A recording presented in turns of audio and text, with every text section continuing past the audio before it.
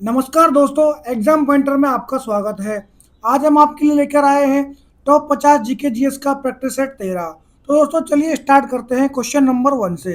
Question number 1, Mohenjodaro कहाँ स्थित है? तो दोस्तों मोहनजोदड़ो जो है सिंध में स्थित है। तो दोस्तों ऑप्शन नंबर डी में दिया गया है सिंध। तो दोस्तों ऑप्शन नंबर डी ही इसका सही आंसर है। क्वेश्चन नंबर 2, दिगंबर संप्रदाय इनमें से किस धर्म से संबंधित है? तो दोस्तों दिगंबर संप्रदाय जो है जैन धर्म से संबंधित है। तो दोस्तों ऑप्शन नंबर डी जैन धर्म इसका सही आंसर है।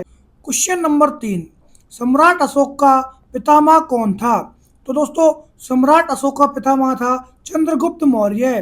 तो दोस्तों option number A Chandragupta Maurya इसका सही आंसर है। क्वेश्चन नंबर 4, हर्षवर्धन निम्नलिखित में से किस वंश से संबंधित था? तो दोस्तों हर्षवर्धन पुष्यभूति वंश से संबंधित था। तो दोस्तों ऑप्शन नंबर ए पुष्यभूति वंश इसका सही आंसर है। क्वेश्चन नंबर 5, निम्न में से किसकी रचना कालिदास द्वारा की गई? तो दोस्तों कुमार संभवम की रचना जो है कालिदास द्वारा की गई थी। तो दोस्तों ऑप्शन नंबर ए कुमार संभवम इसका सही आंसर है। क्वेश्चन नंबर 6, कंद्रिया महादेव मंदिर किस मंदिर समूह से संबंधित है? तो दोस्तों कंद्रिया महादेव मंदिर खजुराहो मंदिर समूह से संबंधित है। तो दोस्तों ऑप्शन नंबर डी खजुराहो मंदिर इसका सही आंसर है। क्वेश्चन नंबर 7, अढ़ाई दिन का झोपड़ा कहाँ स्थित है? तो दोस्तों अढ़ाई दिन का झोपड़ा जो है स्थित है अजमेर में। तो दोस्तों ऑप्शन नंबर बी अजमेर इसका सही आंसर है। क्वेश्चन नंबर 8, निम्नलिखित में से कौन स्वराज पार्टी के संस्थापकों में से एक है? तो दोस्तों स्वराज पार्टी के संस्थापक थे मोतीलाल नेहरू। तो दोस्तों option number A Motilal Nehru इसका सही आंसर है। क्वेश्चन नंबर 9, निम्नलिखित में से कौन सा कथन नेताजी सुभाष चंद्र बोस से संबंधित नहीं है? तो दोस्तों निम्न में से वह संविधान की मसौदा समिति के सदस्य थे, यह संबंधित नहीं है। किससे दोस्तों? नेताजी सुभाष चंद्र बोस से। तो दोस्तों ऑप्शन नंबर सी, यह संविधान मसौदा समिति के सदस्य थे, यह सुभाष चंद्र बोस से संबंधित नहीं है। क्वेश्चन नंबर 10, 1947 में भारत के स्वतंत्र होने के समय ब्रिटिश भारत का वायसराय कौन था? तो दोस्तों 1947 में भारत के स्वतंत्र होने के समय में ब्रिटिश भारत का वायसराय लॉर्ड माउंटबेटन थे। तो दोस्तों option number B lord Mountbatten इसका सही आंसर है। क्वेश्चन नंबर 11, निम्नलिखित में से किस देश की स्थापना 1971 में हुई थी? तो दोस्तों बांग्लादेश की स्थापना जो है 1971 में हुई थी। तो दोस्तों ऑप्शन नंबर बी बांग्लादेश इसका सही आंसर है। क्वेश्चन नंबर 12, भारतीय संविधान में मौलिक अधिकार किस संविधान के अंगीकार किए गए हैं? तो दोस्तों भारतीय संविधान में जो मौलिक अधिकार है वो संयुक्त राज्य से लिए गए हैं। तो दोस्तों ऑप्शन नंबर ए संयुक्त राज्य इसका सही आंसर है। क्वेश्चन नंबर 13, भारतीय संविधान का निम्नलिखित में से कौन सा अनुच्छेद अभिव्यक्ति की स्वतंत्रता के संबंध में कुछ अधिकारों के संरक्षण की गारंटी देता है?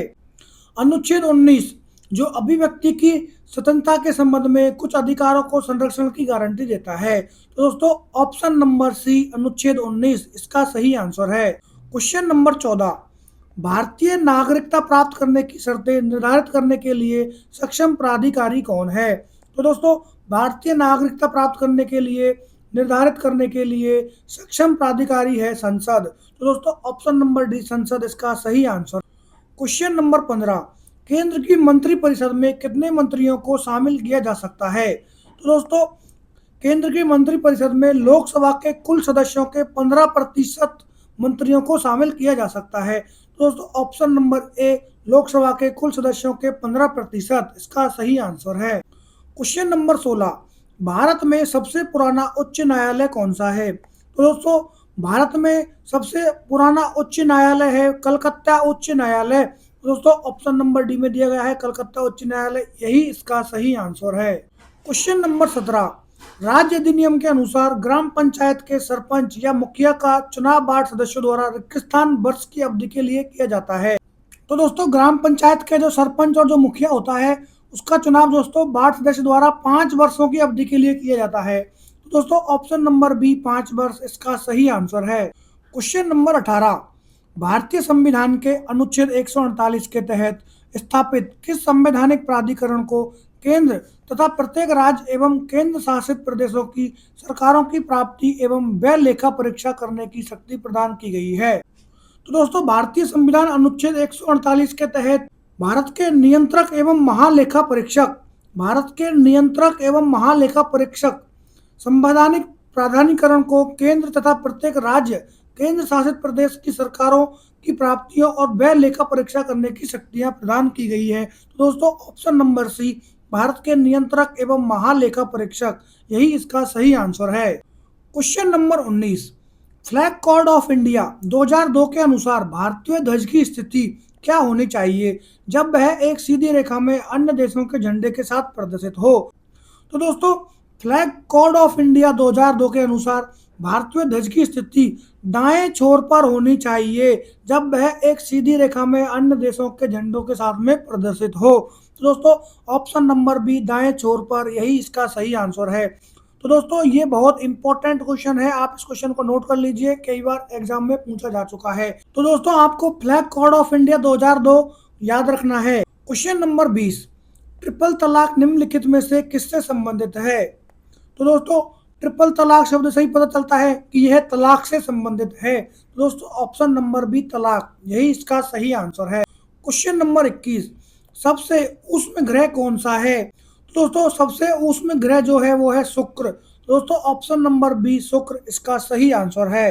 क्वेश्चन नंबर 22, सूर्य और चंद्रमा द्वारा गुरुत्वाकर्षण के माध्यम से पृथ्वी को एक ही दिशा में खींचने के कारण क्या उत्पन्न होता है। तो दोस्तों, सूर्य और चंद्रमा का गुरुत्वाकर्षण के माध्यम से पृथ्वी को एक ही दिशा में खींचने के कारण बृहत ज्वार भाटा उत्पन्न होता है। तो दोस्तों, ऑप्शन नंबर बी, बृहत ज्वार भाटा, इसका सही आंसर है।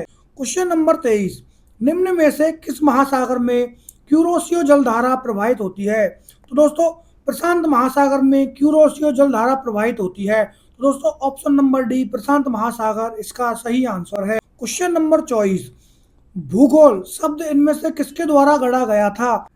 तो दोस्तों, भूगोल शब्द जो है एरेटोस्थेनेज द्वारा गढ़ा गया था। तो दोस्तों, ऑप्शन नंबर ए में दिया गया है एरेटोस्थेनेज, यही इसका सही आंसर है। क्वेश्चन नंबर 25, एकमात्र भारतीय राज्य कौन सा है जिसकी सीमा सिक्किम राज्य से जुड़ी हुई है। तो दोस्तों, पश्चिम बंगाल एकमात्र ऐसा राज्य है जिसकी सीमा सिक्किम राज्य से जुड़ी हुई है। तो दोस्तों, ऑप्शन नंबर ए, पश्चिम बंगाल, यही इसका सही आंसर है। क्वेश्चन नंबर 26, निम्नलिखित में से कौन सा पश्चिमी घाटों के लिए प्रयुक्त स्थानीय नाम नहीं है। तो दोस्तों, तमिलनाडु की इलायची पहाड़ियां जो है पश्चिमी घाटों के लिए प्रयुक्त स्थानीय नाम नहीं है। तो दोस्तों, ऑप्शन नंबर सी, तमिलनाडु की इलायची पहाड़ियां, इसका सही आंसर है। क्वेश्चन नंबर 27, निम्नलिखित में से कौन सी झील सैलाइन सोडा झील, लोनार झील जो है सैलाइन सोडा झील है जो उल्कापात प्रभाव से बुल्धाना जिले में बनी थी। तो दोस्तों, ऑप्शन नंबर ए, लोनार झील, इसका सही आंसर है। क्वेश्चन नंबर 28, आंध्र प्रदेश के दक्षिणी भाग में स्थित कोल्लेरू झील दो नदियों के डेल्टा पर स्थित है, वे नदियां कौन सी हैं। तो दोस्तों, जो आंध्र प्रदेश के दक्षिणी भाग पर स्थित कोल्लेरू झील जो है दो नदियों के डेल्टा पर स्थित है, वे नदियां हैं गोदावरी और Krishna.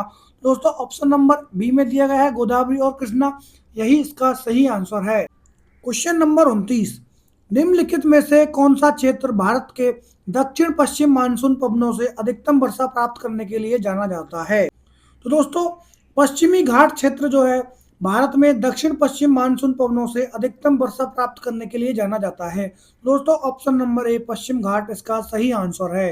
Question number 30, BT culture के द्वारा निम्न में से किस भारतीय राज्य में सर्वाधिक उत्पादन होता है। तो दोस्तों, बीटी कल्चर द्वारा महाराष्ट्र राज्य में सर्वाधिक उत्पादन प्राप्त होता है। दोस्तों, ऑप्शन नंबर बी, महाराष्ट्र, इसका सही आंसर है। क्वेश्चन नंबर 31, इनमें से किस राज्य में सर्वाधिक संख्या में कॉटन मिलें स्थित हैं और उनमें से अधिकांश कपड़े के बजाय सूत का उत्पादन करती हैं।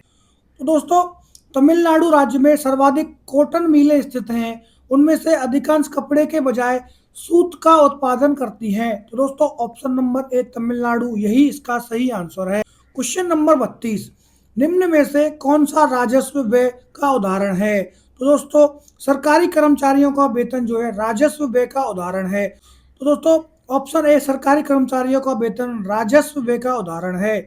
क्वेश्चन नंबर 33, 2011 की जनगणना के निष्कर्षों के अनुसार भारत का सर्वाधिक सघन जनसंख्या वाला राज्य केंद्र शासित प्रदेशों को छोड़कर कौन सा है?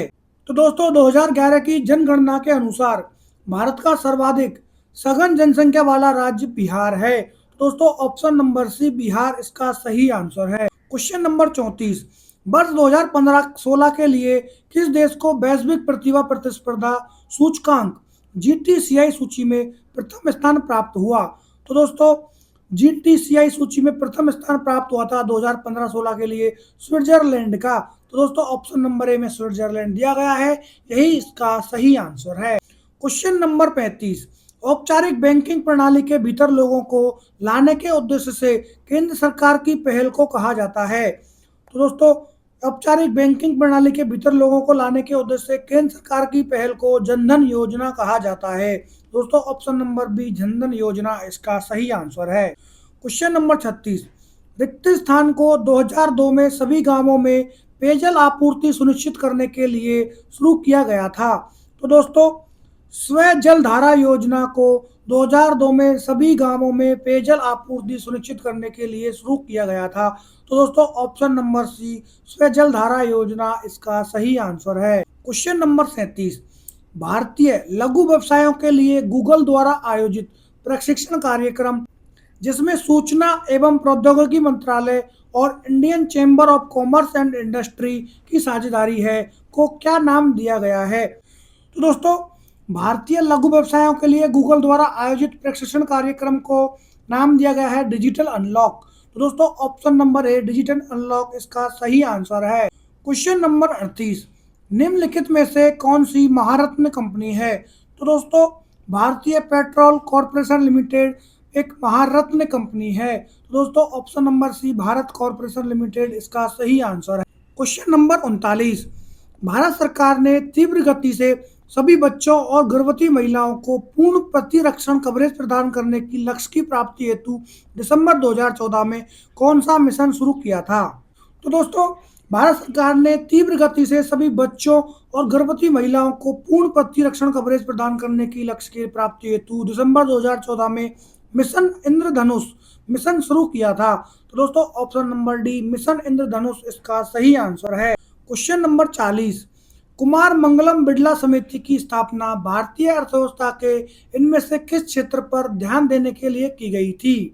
तो दोस्तों कुमार मंगलम बिड़ला समिति की स्थापना भारतीय अर्थव्यवस्था में कॉरपोरेट गवर्नेंस क्षेत्र पर ध्यान देने के लिए की गई थी। दोस्तों option number B corporate governance इसका सही आंसर है। क्वेश्चन नंबर 41, कोयला प्रेषण प्रक्रिया की निगरानी के लिए केंद्रीय मंत्री पीयूष गोयल ने किस ऐप को लॉन्च किया था? तो दोस्तों कोयला प्रेषण प्रक्रिया की निगरानी के लिए केंद्रीय मंत्री पीयूष गोयल ने सेवा ऐप का लॉन्च किया था। दोस्तों ऑप्शन नंबर बी में सेवा ऐप दिया गया है, यही इसका सही आंसर है। क्वेश्चन नंबर 42, भारत के निम्नलिखित में से किस राज्य के आदिवासी लोग सरहुल त्योहार मनाते हैं जिसमें स्वास्थ्य और समृद्धि के लिए साल वृक्ष की पूजा की जाती है? तो दोस्तों झारखंड राज्य में आदिवासी लोग सरहुल त्योहार मनाते हैं जिसमें स्वास्थ्य और समृद्धि के लिए साल वृक्ष की पूजा की जाती है। तो दोस्तों ऑप्शन नंबर सी झारखंड इसका सही आंसर है।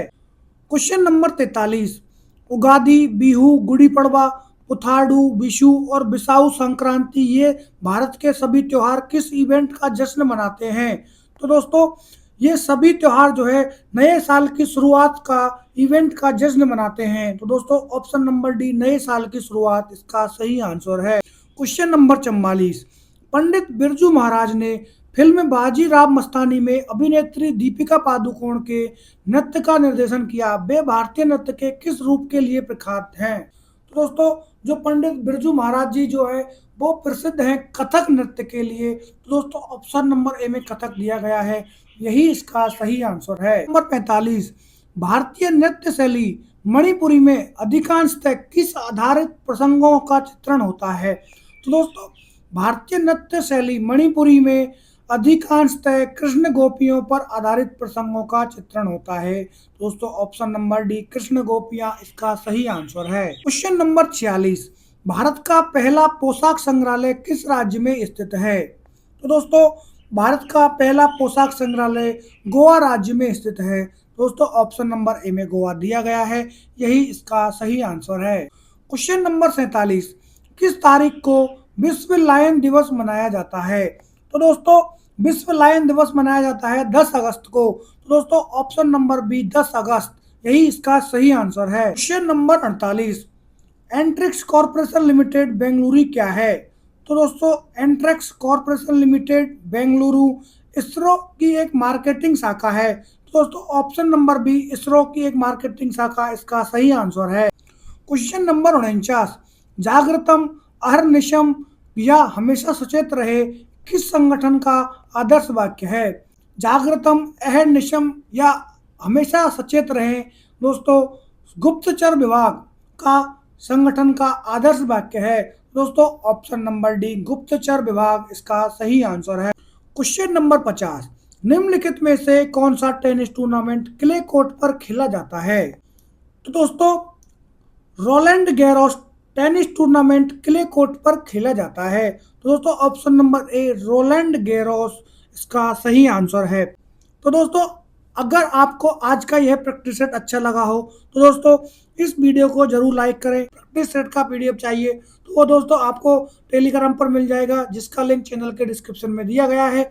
चलिए दोस्तों आज के लिए धन्यवाद।